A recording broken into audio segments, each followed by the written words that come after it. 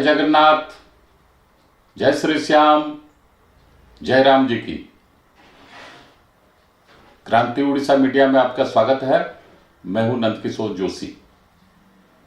सभी दर्शकों से अनुरोध है, कृपया इस चैनल को लाइक करें, शेयर करें, सब्सक्राइब करें एवं बेल बटन अवश्य दबाएं, जिससे आने वाली वीडियो की नोटिफिकेशन आपको मिलती रहे। आज हम चर्चा करने जा रहे हैं आगामी चुनाव की, लोकसभा की एवं उड़ीसा विधानसभा की कटक सीट की। उड़ीसा विधानसभा में 147 सीटें हैं और कटक महानगर की 3 सीटें हैं। उसमें एक बारावटी कटक, एक चौद्वार कटक, एक कटक सदर। उसी तरह भुवनेश्वर में भी 3 सीटें हैं। बाकी पूरे उड़ीसा में सब जगह एक एक सीट है। ये 2 महानगरों में 3-3 सीट है। कटक महानगर के में जो 3 सीट है, आज उसके ऊपर पहले चर्चा करेंगे विधानसभा की। तत्पश्चात हम कटक लोकसभा क्षेत्र की भी चर्चा करेंगे, क्योंकि इस बार लोकसभा में के साथ साथ जो अप्रैल में चुनाव होने जा रहे हैं उड़ीसा में, लोकसभा के साथ साथ उड़ीसा विधानसभा के भी चुनाव होने हैं।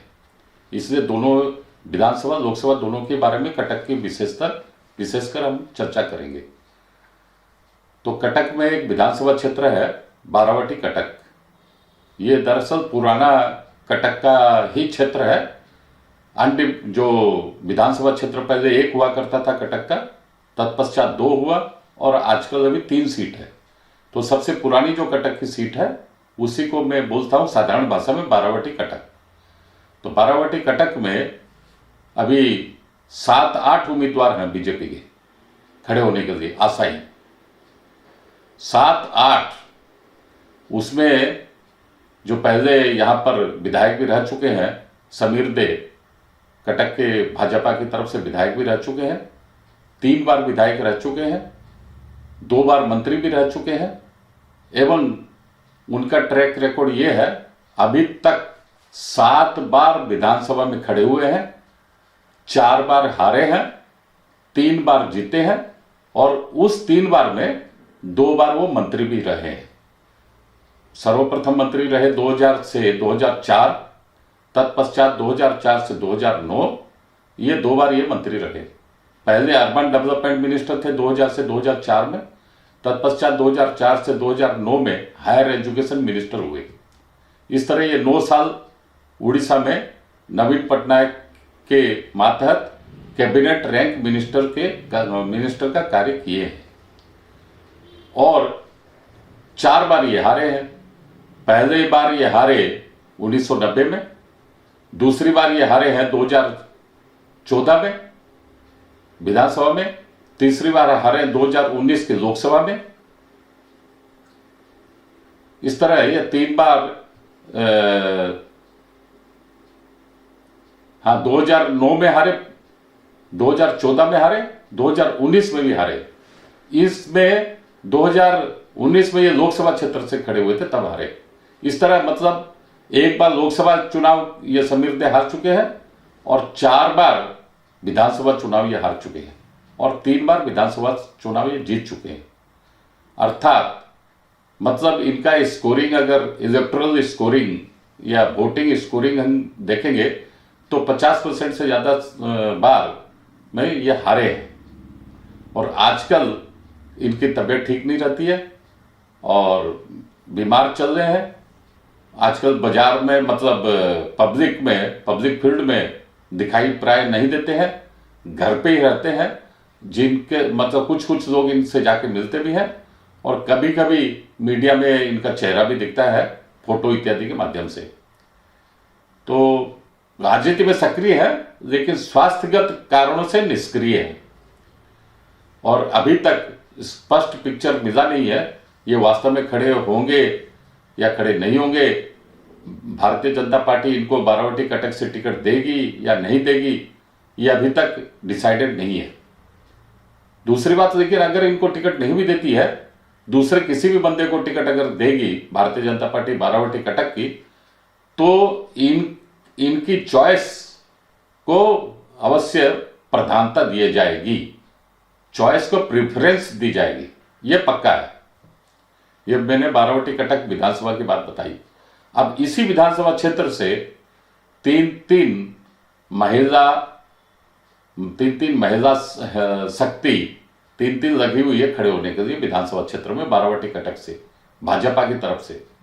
और तीनों की तीनों बोलती है कि हम स्टेट लेवल के नेत्री हैं, हम ऐसे हैं, हम वैसे हैं, बहुत पढ़ी लिखी हैं, उच्च शिक्षित हैं, इत्यादि इत्यादि। ये तीन तो हुई महिला नारी नेत्रियों के टिकट के चक्कर में भी है भाजपा की तरफ से। और एक है कटक नगर भाजपा की जो प्रेसिडेंट है ललाटेंडु बड़ू, वो भी इंटरेस्टेड है कटक से खड़े होने के लिए, बारावटी कटक से। उनका परिवार आरएसएस से जुड़ा हुआ है बहुत वर्षों से, बहुत पहले से, और समर्पित भाव से उनका परिवार संघ के साथ में जुड़ा हुआ है और वो भी जुड़े हुए हैं। वो अपने हिसाब से काफी मतलब तत्परता से दिखा रहे हैं, संगठन के लिए भी हमेशा तत्पर रहते हैं। पूरे कटक शहर में बारंबार बीजेपी को कैसे आगे बढ़ाया जाएगा उस विषय में कार्यरत भी हैं। इनके अलावा एक और मिस्टर गगन ओझा कॉरपोरेटर, वो भी इंटरेस्टेड है, और इसके अलावा दो और कॉरपोरेटर भी इंटरेस्टेड हैं। इस तरह 7-8 या उससे कहीं ज्यादा लोग बारावटी कटक बीजेपी की तरफ से खड़े होने के लिए आशाई है, इच्छुक है। अब बीजेपी हाईकमांड किसको टिकट देगी, वो तो एक ही जन को देगी, वो किसको देगी अब उस आने वाले समय में पता चल जाएगा। अब विधानसभा क्षेत्र की दूसरी मैं बात कर रहा हूं चौद्वार कटक की। चौद्वार कटक में मतलब चौद्वार शहर जो महानदी के उस पार चौद्वार शहर है और इस पार जो है कटक शहर है। तो कटक शहर के अंदर में करीब करीब 20-22 वार्ड, इसमें 20 वार्ड के करीब चौद्वार कटक विधानसभा क्षेत्र में आते हैं म्यूनिसिपालिटी के, कटक म्यूनिसिपालिटी के। उसमें 3 बार विधानसभा क्षेत्र से चौद्वार कटक से 3 बार विधायक पद पर लड़ चुके हैं नयन किशोर महांती, और तीनों ही बार वो हारे। 2009 में खड़े हुए थे, हारे। 2014 में खड़े हुए थे, हारे। 2019 में भी खड़े हुए थे, हारे। वो रहते हैं आजकल महानदी विहार में, और 3 बार वो खड़े हुए, तीनों बार हारे। अब जो हमारे पास जो खबरें आ रही है कि बीजेपी की कोई ऐसी नीति है कि जो 3 बार एक उम्मीदवार अगर खड़ा होकर अगर हार जाता है लगातार, फिर उनको टिकट नहीं दिया जाता। ऐसे हमारे पास जो खबर आ रही है, हो सकता है इनको अब टिकट दे नहीं दे, वो बीजेपी का अंदरूनी मामला है। लेकिन ये कैंडिडेट नयन किशोर महांती 3 बार हारे हुए हैं, लेकिन अभी भी राजनीति में सक्रिय है। भारतीय जनता पार्टी में भी, पार्टी के कार्यक्रमों में भी सक्रिय है, राजनीति में भी सक्रिय है, और पब्लिक फील्ड में भी सक्रिय है। अब देखिए किस बीजेपी किसको टिकट देती है आने वाले समय में, ये बताना मुश्किल है अभी से। लेकिन वहां भी पलटा बीजू जनता दल का भारी है उस क्षेत्र में, चौद्वार कटक में। अब वो तो अब आने वाले समय में मालूम होगा कैसे क्या होगा ये गई। अब मैं आ रहा हूं कटक लोकसभा के बारे में। कटक लोकसभा ये दरअसल बहुत पुरानी लोकसभा सीट है, कटक के नाम से ही। कटक तो 1034 साल पुराना शहर है, भारत का तीसरा प्राचीनतम शहर है। पृथ्वी में सारी दुनिया में सबसे प्राचीनतम शहर है काशी अर्थात बनारस। दूसरा है भारत का दूसरा प्राचीन शहर है उज्जैन, और भारत का तीसरा प्राचीन शहर है कटक। 1034 साल पुराना है, 1034 ईयर्स। इस कटक लोकसभा में बड़े बड़े उड़ीसा के जो है बड़े बड़े नेता, कर्णधार महान नेता जो भारत में भी उनका नाम हुआ है, वो लोग यहाँ पर खड़े हुए हैं, जीते भी हैं, हारे भी हैं। उनमें में 4-5 तो मुख्यमंत्री कटक लोकसभा से खड़े होकर जीते भी हैं, हारे भी हैं। मैं एक एक के नाम बता रहा हूँ। डॉक्टर हरिकृष्ण महताब, बीरेन मित्र, बिजू पटनायक, जानकी वल्लभ पटनायक इत्यादि। ये लोग खड़े भी हुए हैं, कुछ हारे भी हैं, कुछ जीते भी हैं, कुछ जीत कर फिर त्याग पत्र भी दे दिए हैं। इनका लंबा इतिहास मैं बताऊंगा तो वीडियो भी लंबा हो जाएगा। मैंने 4-5 नाम अभी बता दिए। ये लोग सब मुख्यमंत्री उड़ीसा को संभाले, उड़ीसा को शासन के मुख्यमंत्री का नाम मैं बता रहा हूँ, किसी ऑर्डिनरी कार्यकर्ता का नहीं बता रहा हूँ। अब विभिन्न पार्टियों से विभिन्न समय में खड़े हुए, जीते भी हैं, हारे भी। अब उसी कटक लोकसभा सीट से बीजेपी के, आज मैं बता रहा हूं बीजेपी की बात, फोकस हमारा है आज की चर्चा का विषय में, फोकस है कटक से लोकसभा से कौन उम्मीदवार हो सकता है। उसमें पहला नाम आ रहा है अश्विनी वैष्णव, जो अभी भारत सरकार में रेलवे मिनिस्टर है। उनका नाम सबसे ज्यादा आ रहा है बीजेपी के टिकट की दौड़ में। दूसरा नंबर आ रहा है एक अभी हाल में एक डॉक्टर हैं, जो प्रोफेसर हैं डॉक्टर, वो अभी हाल में यहाँ से टिकट के आशाई हैं, वो बीजेपी में ज्वाइन किए हैं, डॉक्टर पूर्णचंद्र महापात्र। इनकी अच्छी खासी प्रैक्टिस रही है और इनका अच्छा खासा नाम भी रहा मेडिकल फील्ड में, अच्छी खासी प्रैक्टिस रही है और अच्छे परिवार से भी आते हैं। लेकिन इनकी मतलब लोगों के अंदर में, जनमानस में, पब्लिक फील्ड में इनकी पकड़ नहीं है। मेडिकल फील्ड में लोग जो कनेक्टेड हैं वो इनको जानते हैं, अच्छे डॉक्टर भी हैं, कुशल डॉक्टर हैं, व्यवहार कुशल है, वो सब बातें सही है।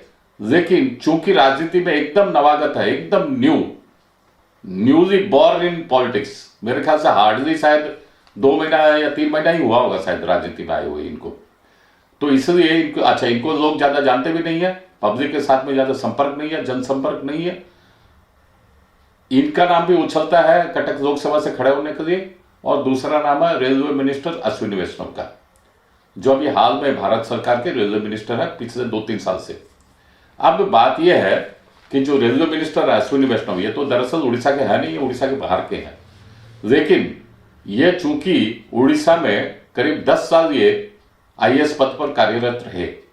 बालेश्वर में भी जिस समय यहाँ 1999 में जो तूफान आया था, सुपर साइक्लोन जिसको उड़िया में बोलते महाबात्या, उस समय ये बालेश्वर के कलेक्टर थे और इन्होंने बहुत अच्छा काम किया बालेश्वर में। बालेश्वर भी कोस्टल डिस्ट्रिक्ट में आता है, बालेश्वर भी तूफान के चपेट में आया था और इन्होंने बहुत अच्छा कार्य भी किया है, पब्लिक का काफी सपोर्ट भी रहा इनको। दूसरे बाद में फिर बालेश्वर के पश्चात ये कटक में कलेक्टर बन के आए, करीब 2 साल कटक कलेक्टर रहे और यहीं से, यहाँ भी कटक कलेक्टर भी जब थे अच्छे काम किए हैं, यहीं से फिर इनका तबादला हुआ prime minister office new Delhi में, जब हमारे देश के प्रधानमंत्री थे अटल बिहारी वाजपेयी। 2003 में ये वहां चले गए पीएमओ में, प्रधानमंत्री प्राइम मिनिस्टर ऑफिस में, और वहां इनकी बीजेपी के बड़े बड़े नेताओं के साथ में मतलब मुलाकात होती रही, संपर्क बढ़ता रहा, संबंध बढ़ता रहा। तत्पश्चात फिर ये आईएएस की नौकरी छोड़कर अमेरिका भी गए थे हायर एजुकेशन के लिए, फिर वहां से आके भारत में अपनी एक कंपनी भी खड़ी की, कुछ दिन कंपनी का कारोबार भी चलाए, अभी राजनीति में आए और रेलवे मिनिस्टर है मोदी जी की कृपा से। मोदी जी ने भी इनके अंदर में क्षमता, योग्यता देखी है, तभी तो इनको पॉलिटिक्स में भी लेके आए और राज्यसभा में भी लाए। तत्पश्चात इनको रेलवे जैसा एक महत्वपूर्ण विभाग का मंत्री भी बनाए, वो भी कैबिनेट मिनिस्टर। और इन्होंने, जैसा मेरा आकलन है, ये इन्होंने अपनी क्षमता के अनुरूप रेलवे मिनिस्ट्री में बहुत अच्छा कार्य भी किया है। रेलवे को काफी रेवेन्यू भी इन्होंने अर्न करके दिया है और रेलवे काफी विकास पथ पर भी अग्रसर है। वंदे भारत ट्रेन जो है वो इन्हीं की देन है।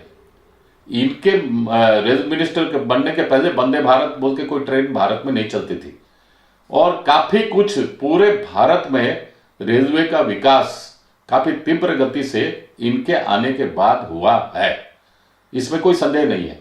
रेलवे मिनिस्टर, क्योंकि ये खुद आईआईटीएन भी है, बड़े इंजीनियर है, आईआईटीएन है, तो इनको तकनीकी ज्ञान भी काफी है। अभी बालेश्वर के अंदर में वो भानागा में रेलवे एक्सीडेंट हुआ था 6 महीना करीब पहले, वहां पर 5-6 दिन लगातार वहां पर ये रहे कि कैसे, क्यों एक्सीडेंट हुआ, कैसे हुआ, इसका निराकरण कैसे किया जाएगा। आने वाले समय में भारत में जैसे एक्सीडेंट ना हो, तो जिसकी लगन ना हो, जिसमें मेहनत करने का आमादा ना हो, वो वहां रेलवे साइट पर 5-6 दिन पड़ा नहीं रहेगा। ठीक है, वो कस्टमरी के हिसाब से रेलवे मिनिस्टर जहां जहां एक्सीडेंट होते हैं दिल्ली से वो आते हैं फ्लाइट पकड़ के और वहां आधा घंटा 1 घंटा विजिट करते हैं एक्सीडेंट साइट पर, फिर कुछ मुआवजा कंपेंसेशन अनाउंसमेंट करके तुरंत फ्लाइट पकड़ के वापस दिल्ली चल जाते हैं। ये ऐसा हमारे देश में होता आया है। लेकिन ये पहले रेलवे मिनिस्टर हैं जो एक्सीडेंट साइट पर 5-6 दिन तक लगातार डटे रहे, लगातार, और इनके वहां लगातार वहां जो डटे रहने के कारण वहां के लोगों में भी काफी ये लोकप्रिय हो गए। अच्छा, इनको वहां का लोकेशन को भी काफी अच्छी जानकारी थी, क्योंकि वो जो बहानागाह है वो बालेश्वर डिस्ट्रिक्ट में ही आता है, और ये चूंकि वहां 2 साल कलेक्टर रहे हुए हैं तो फील्ड की भी इनको काफी जानकारी मिली, और स्थानीय लोगों का भी काफी इनका कोऑपरेशन रहा, और वो एक्सीडेंट होने पर भी इनकी लोकप्रियता बढ़ी है, घटी नहीं है। और इन्होंने भी अपने तकनीकी ज्ञान से कैसे भविष्य में रेलवे का और भी सुधार होगा, एक्सीडेंट्स नहीं के बराबर होंगे, इस तरह ये कार्यरत भी है। बीच बीच में मीडिया में हमारे पास खबरें आती भी रहती है।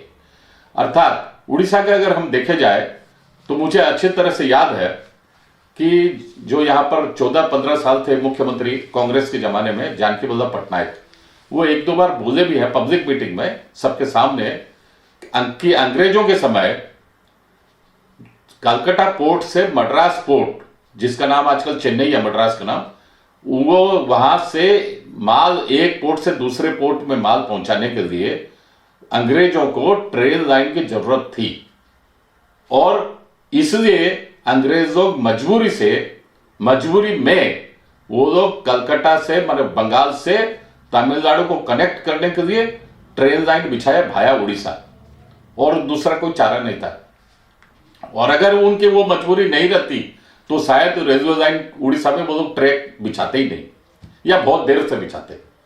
उसी तरह उसी जानकी वल्लभ पटनायक ने बोला था एक बार कि जो वेस्टर्न उड़ीसा का जो क्षेत्र है, जैसे राउरकेला, संबलपुर वगैरह, वहां से जो कलकत्ता से हावड़ा से जो एक ट्रेन जाती है, गीतांजलि एक्सप्रेस, हावड़ा से जाती है बॉम्बे भाया वेस्टर्न उड़ीसा, राउरकेला, राजगंगपुर, झारसुगुड़ा इत्यादि होके, उसी तरह वो बोले कि बॉम्बे, कलकत्ता से बॉम्बे को कनेक्ट करने के लिए अंग्रेजों का माल एक पोर्ट से दूसरे पोर्ट में सुगमता से ले जाने के लिए उन्होंने ट्रेन लाइन बिछाई भाया western part of Orissa, Madhya Pradesh, Maharashtra होते हुए बॉम्बे में ट्रेन लाइन गई कलकत्ता से।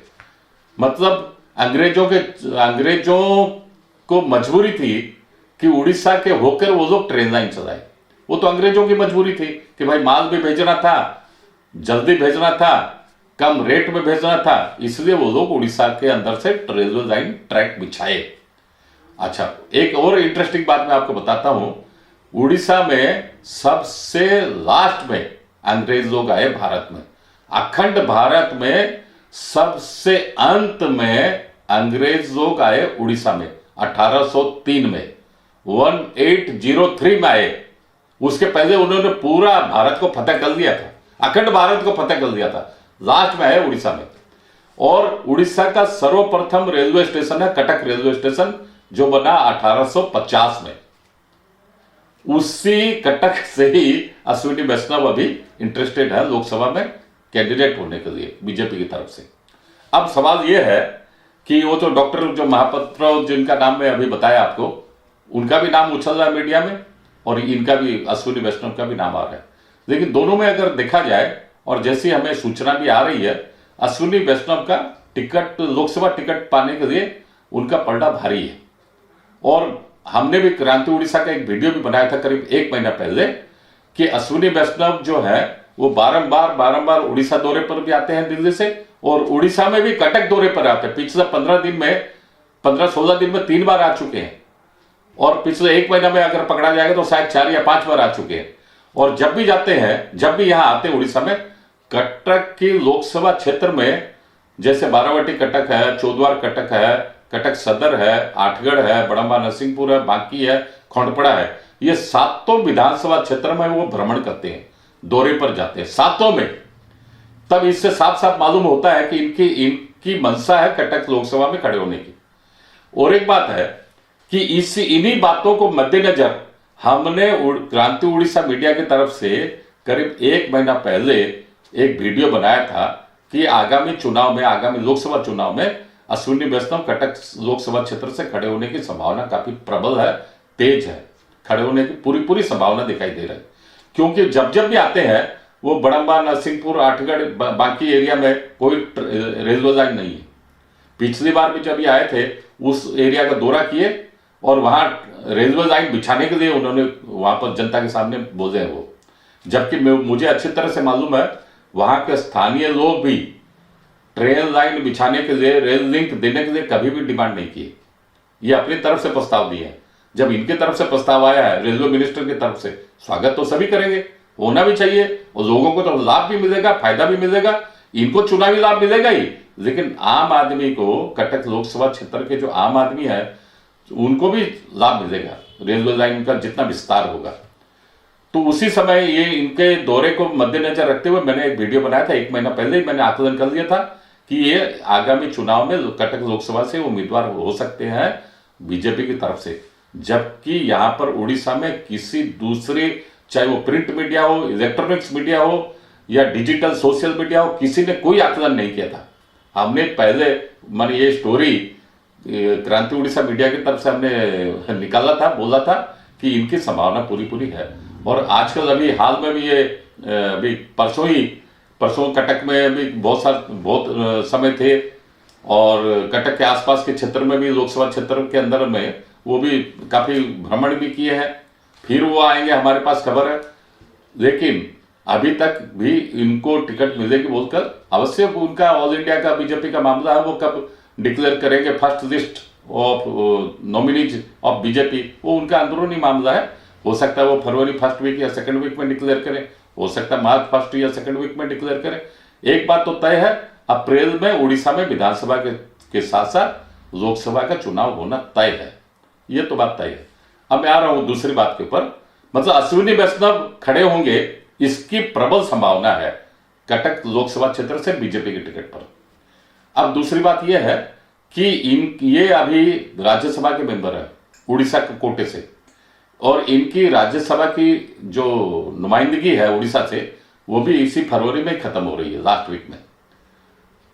जब खत्म हो रही है तो इसका मतलब होगा, अगर देखा जाए तो इनका रेलवे मिनिस्टर का पोस्ट भी जा सकता है, लेकिन नहीं, हमारे संविधान में प्रावधान है कि सेंट्रल में हो या स्टेट में हो, केंद्र मंत्री हो या राज्य का कोई मंत्री हो, सेंट्रल में कोई मिनिस्टर हो या प्राइम मिनिस्टर हो, वैसे स्टेट में भी कोई मिनिस्टर हो या चीफ मिनिस्टर हो, बिना किसी हाउस का मेंबर हुए वो 6 माह तक, 6 मंथ्स तक वो मेंबर मतलब मिनिस्टर बना रह सकता है।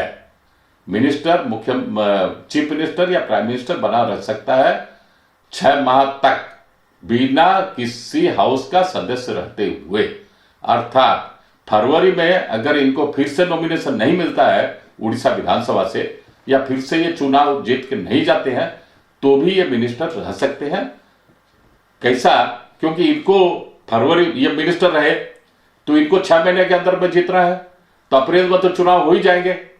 मतलब राज्यसभा की मेंबरशिप अगर चली भी गई तो उसके 2 महीना बाद तो अप्रैल में चुनाव है ही, तो ये चुनाव में खड़े होंगे, मई में रिजल्ट आएगा, अगर जीत जाएंगे तो वो कंटिन्यू हो जाएगा, अगर नहीं जीते तो हार गए तो बात खत्म। मतलब टेक्निकली फरवरी में इनका टर्म खत्म होने पर भी ये रेलवे मिनिस्टर बने रहने में कहीं कोई दिक्कत लीगल वे में नहीं है, आराम से ये रह सकते हैं अगस्त तक। 6 महीना, फरवरी से अगस्त 6 महीना होता है, ये आराम से रह सकते हैं। वो तो फिर बीजेपी हाईकमांड के ऊपर है, इनको राज्यसभा में जैसे गए थे वैसा ये जा सकते हैं यहां से, या नहीं जा सकते हैं, या दूसरे स्टेट के माध्यम से जाएंगे या नहीं जाएंगे, या ये राज्यसभा में भेजे ही नहीं जाएंगे, लोकसभा में ही कटक से खड़े होंगे, वो उनके ऊपर डिपेंड करता है, बीजेपी हाईकमांड के ऊपर। अब समय आ रहा है, बहुत नजदीक मालूम हो जाएगा, फरवरी में पिक्चर क्लियर हो जाएगी कि कौन किस पार्टी से कहां से खड़ा होगा। और मेरा तो ये मानना है और मेरा ये आकलन भी है कि अश्विनी वैष्णव का कटक से लोकसभा क्षेत्र में बीजेपी के टिकट पर खड़े होने की पूरी पूरी संभावना है। और अगर ये खड़े होते हैं जैसी संभावना दिखाई दे रही है, तो इनकी माने जीतने की भी संभावना है। क्योंकि मैं पूरा अभी से बता नहीं सकता हूं आकलन करके, वो इसलिए कि सामने कौन कौन और कैंडिडेट होंगे, जब तक उनका नाम नहीं अनाउंसमेंट होता है तो हम कंपैरिजन नहीं कर पा रहे। बस यही है कि ये अगर खड़े होते हैं तो इनकी संभावना ज्यादा है, और खड़े होने की भी संभावना ज्यादा है, जीतने अगर खड़े होते हैं तो जीतने की भी संभावना ज्यादा है। आज के अंक में इतना ही, अगले अंक में फिर मिलेंगे। जय हिंद, वंदे मातरम।